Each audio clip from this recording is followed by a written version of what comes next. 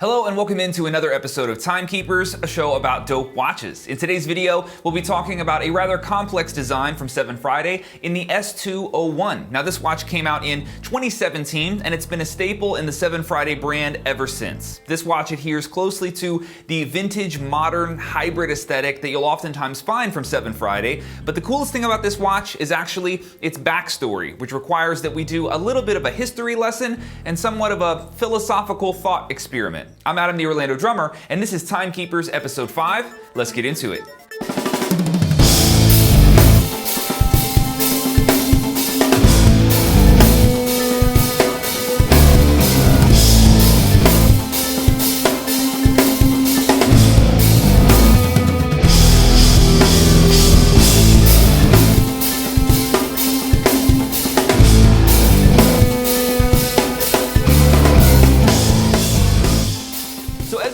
Let's get our main specs out of the way first. This watch is 47mm by 47.6mm, and while it's technically not much bigger than an average SevenFriday, it definitely feels solid on the wrist while still being totally comfortable. The case and the outer bezel are polished stainless steel, and that's contrasted with a sandblasted antique brass animation ring. Inside the multi-level interface, we have tons of textures and colors happening. You'll find polished rhodium, more sandblasted metal, antique brass highlights, and super luminova. One of the highlights of the interface is the inclusion of Côte de Genève, which is a very fancy word for the patterns of systematic scratches that are traced onto some of the smoother metal surfaces. This design technique is native to Switzerland, and it's a notorious marker of quality in any timepiece. It adds a ton of depth to this design. Truthfully, as busy as this watch's interface is, I love the way that this thing comes together. There's no denying that this is not what you would call a simplistic design, but of all the SevenFridays in my collection,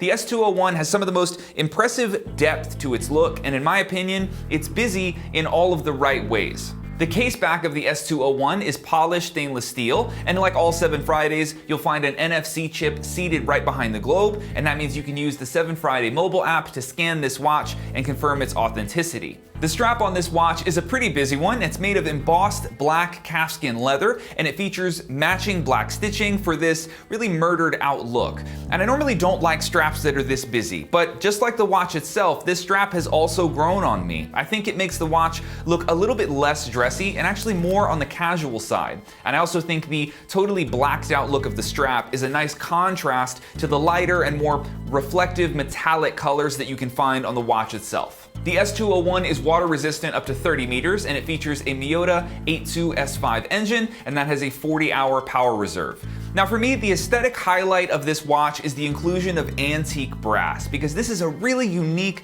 texture, a unique color on any watch, and this borderline, almost patina look just gives this really cool vintage modern vibe, which in my opinion makes this a crazy unique watch. Seriously, there are no other watches in my collection that strike me the same way that the S201 does, and videos and pictures really don't do it justice. In person, this thing is wild. Now, like I said, this watch and its whole aesthetic has grown on me a lot more than I anticipated. It's quickly become one of my favorites in my collection.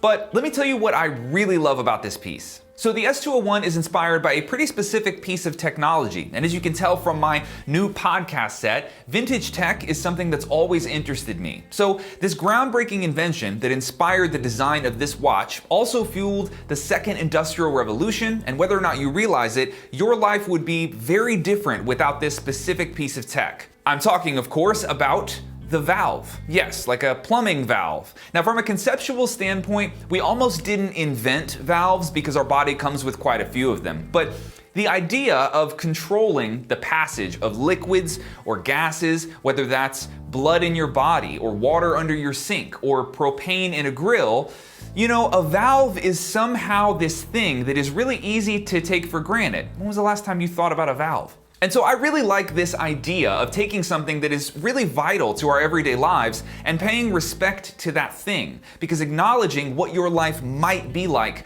without something is an awesome exercise in gratitude. And in my humble opinion, this is a genuinely useful thought experiment. And of course, all this got me thinking about our incredibly complex instrument and what pieces of tech we might be taking for granted on the drum set itself. Now this is a tough question because as soon as you start removing pieces of technology or components of a drum set, shit gets pretty weird. So ask yourself, what if William Ludwig didn't invent the bass drum pedal in 1909? What if Archimedes hadn't invented the concept of a screw in 350 BC? What if Avitas Zildjian hadn't moved from Istanbul to Boston in 1908 to start the first American cymbal factory? What if Remo Belli didn't invent the Mylar drumhead in 1957? If all of these innovations never happened, we would either have to do without all of these conveniences that we love, or find other and likely inferior solutions to our problems. The instrument that we know and love wouldn't be the same without any of these things, just like your house and your car wouldn't be the same without a valve. So much of the progress that our instrument has made is the result of incredible engineering over hundreds, even thousands of years. And as someone who's been playing drums for less than 20 years, it's really easy to forget that being a drummer hasn't always been this easy. In a huge variety of contexts, we're all guilty of pretending that playing music, that being a drummer, has always been this convenient. And so this week, I'd like to challenge you to imagine what this instrument would look like without all of the incredible innovations that have been made by people that are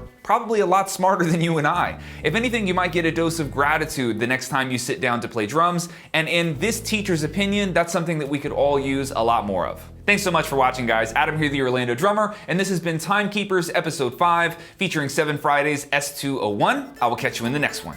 Later.